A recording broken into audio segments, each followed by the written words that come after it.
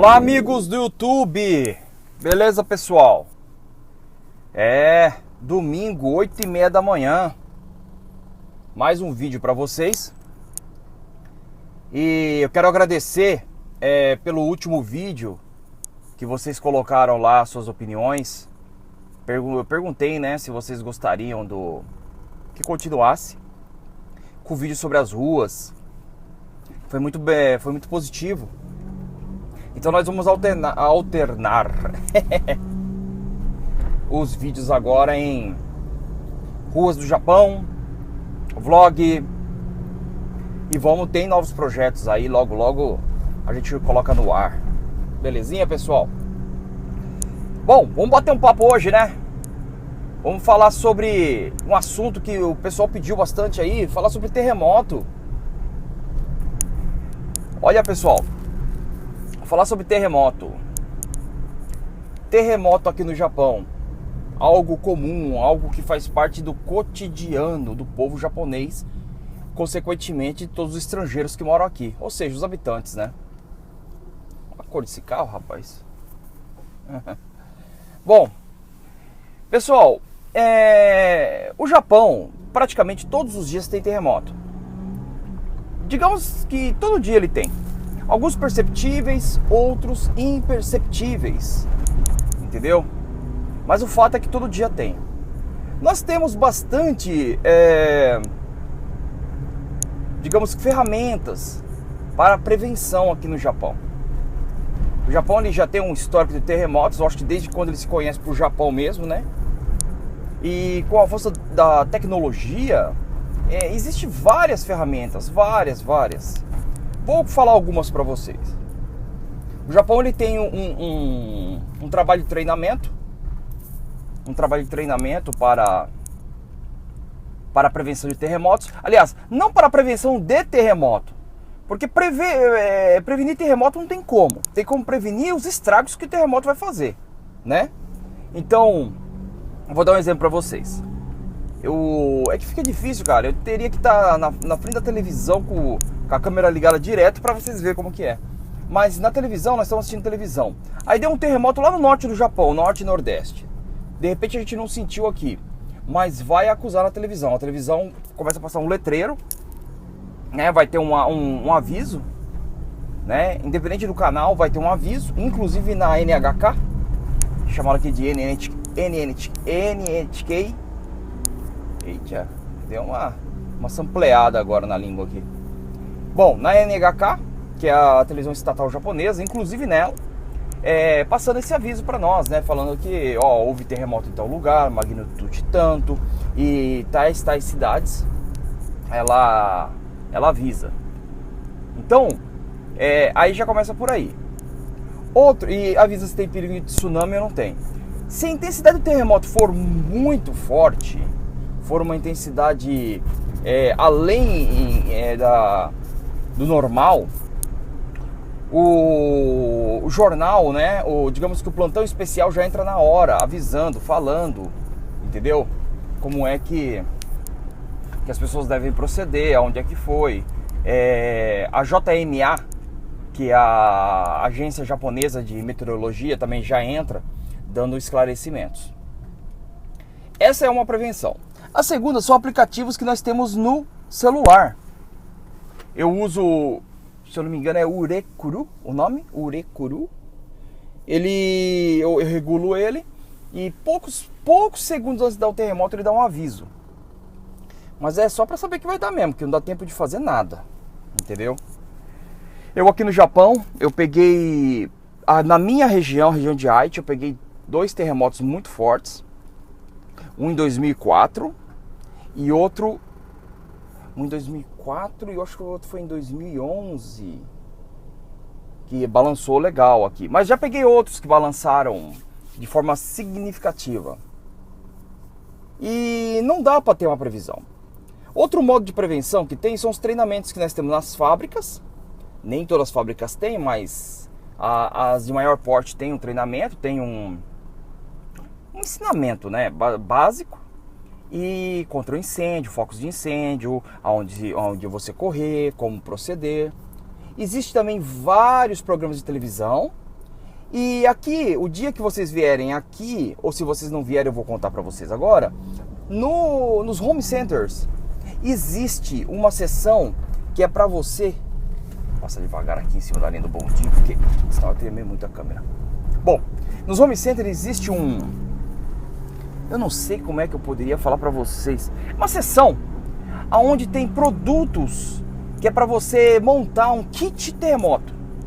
Então são bolachinhas, maioria, né, carboidratos, são barrinha de proteína, são água de longa duração. Quando eu falo longa duração, é validade, entendeu? Existe lanternas, existe radinhos de pilha, que também não são de pilha, tem uns que são eles são assim uma manivelinha. Inclusive, o meu filho, ele montou na escola, na época que ele estudava, um radinho desse. Eu não sei como que é o nome, mas é uma energia mecânica, ou seja, você gira uma manivelinha, ele é uma lanterna, um radinho e mais alguma coisa, que eu não me lembro o que é.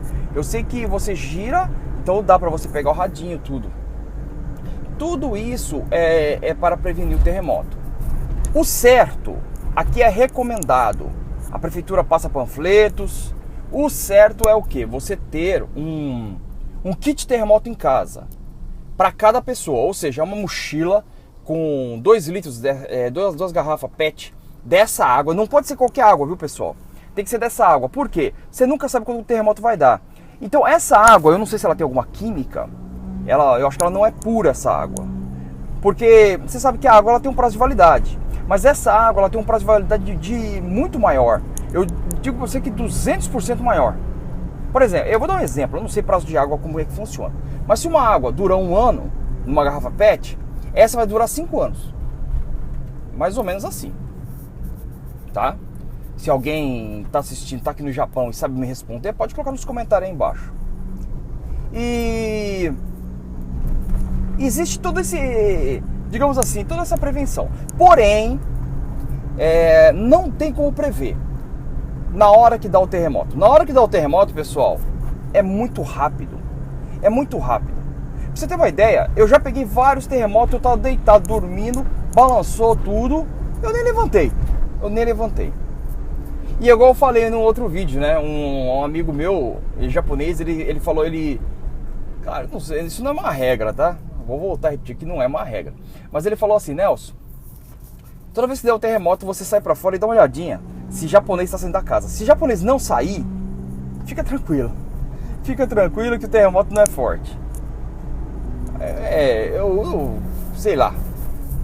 Eu não posso falar que é uma regra, né? Mas ele é japonês, então... E graças a Deus eu nunca peguei assim um mal maior, né? A não ser do dia 11 de março de 2011, de Fukushima. Só que eu tô a quase 700 quilômetros de lá, é muito longe da onde eu tô.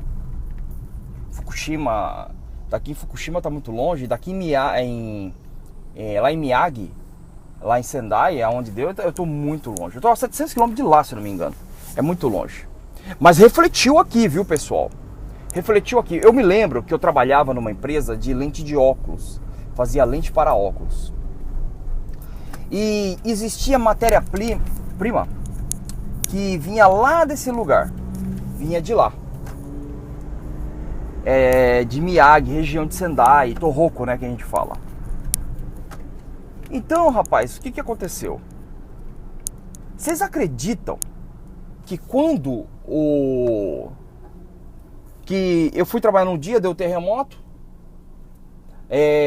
eu entrava, naquela época eu trabalhava em 3 horários diferentes, mas naquele dia eu entrei 5 horas da tarde para sair meia-noite. E eu me lembro que quando eu cheguei lá, eu tinha acabado de falar para os japoneses que estavam trabalhando que tinha tido terremoto. O terremoto foi questão de, eu acho que 3 horas da tarde, foi entre 1 e 3 horas da tarde, não me lembro direito. E a gente viu na televisão do refeitório, eles falaram, nossa, cara, que estrago, tal. Olha, esse negócio aí foi forte, hein? Comentamos entre nós assim. No outro dia de manhã, à noite eu fui pra casa. Cheguei em casa, liguei a televisão e tava passando ainda. Se passa muito tempo, é porque o negócio foi feio. Falei, nossa, cara, tá passando. Aí minha esposa falou comigo, falou, Nelson, o negócio foi bravo. O negócio foi bravo, porque não para de passar e o tsunami também foi bravo. Bom, no outro dia, aí eu fui dormir. No outro dia de manhã, eu recebi um telefonema da empreiteira. A empreiteira falou assim, Nelson, hoje e amanhã não vai ter trabalho. Falei, ô louco, mas por quê? Ele falou, então, é porque como lá fazia lente de óculos e vinha produtos químicos, esses produtos químicos não podiam ficar estocados. É assim, eles tinham o tambor, por exemplo, para um dia a mais de trabalho, apenas isso. Por causa que é um produto muito forte. Inclusive me fez muito mal esse produto. O que aconteceu? A fábrica que fornecia esse produto para eles, uma das fábricas, ela desapareceu do mapa no tsunami, não existiu mais. Olha só que coisa violenta, cara. Eu falei, mas como assim? Que eu não entendi. Até então, cara, com tanto tempo de Japão, é difícil de se acreditar. Parece conto da carochinha, né? Fala a verdade. Como uma fábrica ela não existe mais? Aí falou, você não está assistindo televisão? Aí eu comecei a prestar atenção no que estava acontecendo. Entrar na internet, tudo. Aí eu vi que a onda gigante tinha vindo, tinha levado fábrica, tinha levado tudo. Aí eu fiquei parado 3 dias. No terceiro dia, eles conseguiram um outro fornecedor, eu acho que do sul do Japão. Mas tinha um outro problema. Começou a faltar combustível. Eu fui no mercado, começou a faltar... Interessante, começou a faltar papel higiênico, água mineral. Água mineral eu até entendo, mas papel higiênico. E começou a desabastecer os mercados e gasolina começou a faltar também. E isso, pessoal, foi lá em Tohoku. Eu tava aqui em Aichi, começou a afetar. Para você ver que o Japão ele trabalha de uma forma frenética, é meio, como se dizem, just in time, né? É tudo horário assim fixo. Por isso que eu vejo que nesse ponto o Japão não trabalha com estoque. É muito raro os lugares que trabalham com muito estoque, eles trabalham com pouco. Então, tipo assim, todo dia tem trabalho para o pessoal. Porque assim, a fábrica faz um pedido, então eles fazem aquele pedido ali, e eu acho que eles... A programação deles, né? O PCP deles, a programação e processo deles, eles deixam para mais 2 ou 3 dias, dependendo da fábrica. E é assim, eles não trabalham com nada adiantado. Não só estou falando que é uma regra, tá, pessoal? Mas é mais ou menos assim. Então, foi o caos. Na época foi o caos, porque... Você imagina, eles contavam com tudo, menos que havia um tsunami e destruir as fábricas que forneciam matéria-prima. Então é isso aí. Aí depois disso regularizou. E eu gosto de ver muito essa questão de... o poder de recuperação do povo japonês. O poder de recuperação deles é uma coisa incrível. Não tenho o que falar, cara. Aí você pergunta, mas Nelson, você tem medo de terremoto? Pessoal, eu tenho mais medo de ir para São Paulo e ficar andando por aí, parar num semáforo em São Paulo, igual eu tô parado aqui agora, do que propriamente medo de um terremoto. Porque você lidar com forças da natureza é uma coisa, mas você lidar com um ser humano armado, que tem uma razão, que tem um pensamento, que tem um raciocínio, sabendo que o que ele está fazendo é errado, para levar às vezes a porcaria de um celular, para levar uma correntinha de ouro, para levar um relógio do Paraguai e te dar um tiro e acabar com a tua vida. Porque ainda, se a pessoa morreu, né? Se ela estava bem com Deus, ela vai... Bom, segundo a minha crença, se ela estava bem com Deus, se ela cumpriu o plano dela nessa terra aqui de uma forma igual Deus estabelece, ela é recolhida para Deus. Se ela aprontou, fez tudo que era errado, ela vai acertar as contas com o capeta, desculpe da interpretação dessa forma. Isso é a minha crença, né? Mas, ou seja, se ela morrer, ela morreu. Agora a questão é o seguinte, e se numa dessa, cara, o camarada fica numa cadeira de roda, fica tetraplégico, ainda dando trabalho pros outros, né? Porque, então, sabe, eu prefiro lidar com o terremoto. Vocês vão até me perdoar, de repente entra novamente a comparação em relação ao Brasil. Não é isso. Perguntaram pra mim, você tem medo de terremoto? Não, eu prefiro enfrentar o terremoto em si. Até porque é o seguinte, numa eventual catástrofe aqui no Japão, eu sei que o governo e o povo vai se unir. Não vai ter saque, não vai ter isso, não vai ter aquilo. Verdade é que vocês podem assistir as reportagens daquela época que vão falar pra vocês como é que foi. Não é verdade, pessoal? Então, medo não. Medo de terremoto não. Agora, nem de tufão, igual dá muito tufão aqui. A única coisa que não me faz muita ideia é novas leis aí que o Japão está aprovando em relação à guerra. Guerra não é legal. Mas não que o Japão vai entrar em guerra, né? Isso aí tudo são leis técnicas aí. Beleza, pessoal? É isso aí. E eu quero mandar um abraço nesse vídeo aqui para um amigo meu, rapaz, o senhor Everaldo. O senhor Everaldo lá de Fortaleza, Ceará. Ele, a família dele, eles são seguidores aí do canal. Estão sempre aí assistindo, deixa os seus comentários, pessoal muito bacana. Deixar um abraço também aí para todos os que comentam os vídeos. Esse pedaço que choveu. Pessoal, esse pedaço que eu tô indo aqui é bem interiorzão mesmo. Aqui tá indo pra Shinshiro. Shinshiro é uma cidadezinha que fica no meio das montanhas. Mas eu tô aqui em Toyokawa. Eu vou ficar um pouco antes disso porque eu tô indo buscar um amigo meu. Nós temos um compromisso agora cedo. Eu tô indo buscar ele lá. Ele é filipino, um amigo meu filipino. Ele não fala a nossa língua. Eu tenho que conversar com ele em inglês e japonês e em mãozeis, né? Ficar fazendo gesto. Mas é uma pessoa muito bacana, é o Brian. Gente boa pra caramba, rapaz. Nós estamos aqui para poder ajudar pessoa aí que ele tem necessidades, né, espirituais. Uma pessoa que mora num lugar muito isolado. Ele e outros, né? Então a gente fez um convite, né? Se ele gostaria de estar ouvindo falar sobre Deus e sobre Jesus. E ele concordou. Então todo domingo de manhã a gente se desprende e vem pra cá. E eu não quero que vocês pensem que isso é muito legal, isso é muito bacana em relação, poxa, como o Nelson é um cara legal. Não. A gente quer fazer o melhor pelo próximo, atender aquilo que Jesus falou, né? O primeiro mandamento é amar a Deus sobre todas as coisas e ao próximo como a ti mesmo. Eu gostaria muito que na época que eu cheguei, e fui amparado na época. Eu me lembro que quando eu cheguei, um casal me ajudou bastante. Um casal de evangélicos aqui, nossa, eles me ajudaram muito. Que apareceu muita gente me chamando para ir beber, para ir fumar, para ir badalar. E esse casal falou, rapaz, em vez de você ir para esses lugares, você não gostaria de ir com a gente? Não é só oração, não é aquele negócio, sabe, maçante, mas de estar conosco, uma comunidade e tal, onde não tem bebida, não tem bagunça. Cara, eu optei e foi a melhor coisa que eu fiz, entende? Então, eu gostei muito quando me ampararam, quando eu cheguei aqui. E hoje eu procuro fazer isso também, né? Ajudar essas pessoas que chegam. Você sabe que eu não falo de religião aqui no canal. Eu sou um cristão, né? Eu sigo aquilo que Jesus Cristo ensinou. Não tenho nada contra quem não é. Se você é budista, se você é espírita, se você é kardecista, se você é católico, se você é ateu, pra mim vocês são todos seres humanos como eu sou, não sou melhor que ninguém, tá?